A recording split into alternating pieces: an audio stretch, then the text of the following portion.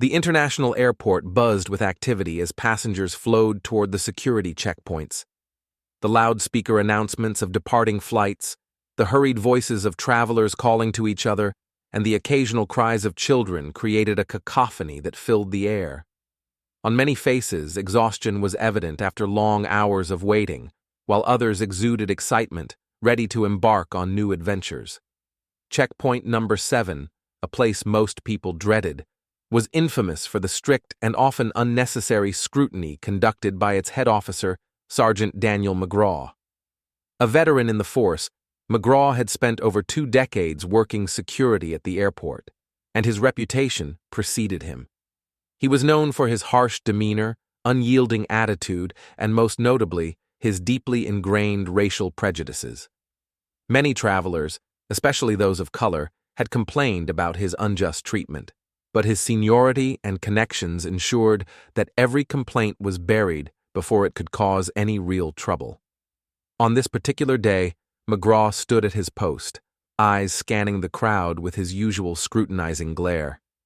He thrived on the authority his uniform gave him, relishing every opportunity to exert control over those he deemed suspicious. His prejudices often dictated his decisions, and today was no exception. As he glanced over the sea of passengers, his eyes locked onto a tall black man dressed impeccably in a tailored suit.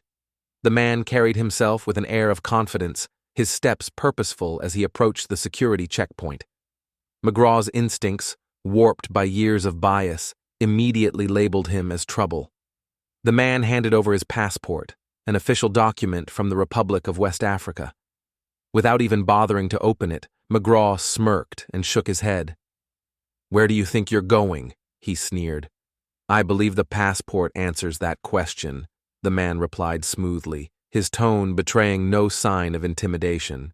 "Please examine it and let me proceed." McGraw scoffed. "I don't need to examine anything. I can already tell this is fake." The surrounding passengers began to murmur, sensing the tension rising. Some pulled out their phones, recording the encounter, aware that such incidents had become all too common. The man's expression didn't change, but there was a sharp edge in his gaze. "I assure you, officer, this passport is authentic. I expect to be treated with the same professionalism as every other traveler." McGraw chuckled darkly. "Professionalism?" He took the passport in his hands and, to the horror of the onlookers, held it over a nearby lighter. Within seconds, the flames consumed the document, turning it into ashes. Gasps erupted from the crowd. "You can't do that!" someone yelled. "That's illegal!" McGraw crossed his arms, a smug grin on his face. "Well, if it was real, he can go to his embassy and get a new one. If not, he shouldn't be here in the first place." For the first time, a flicker of anger crossed the man's composed face. He took a deep breath, seemingly forcing himself to remain calm. "Are you certain about your decision, Sergeant McGraw?" Something about the way the man said his name sent a chill down McGraw's spine.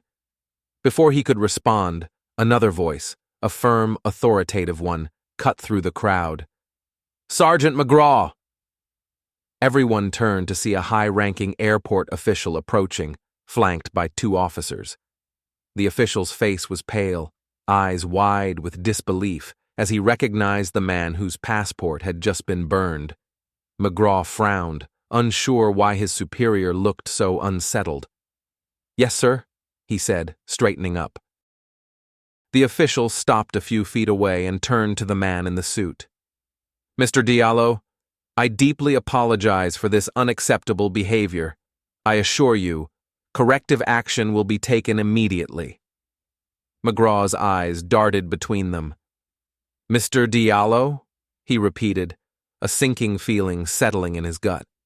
The man's lips curled into a knowing smile. "Allow me to introduce myself properly," he said, his voice cool but laced with authority.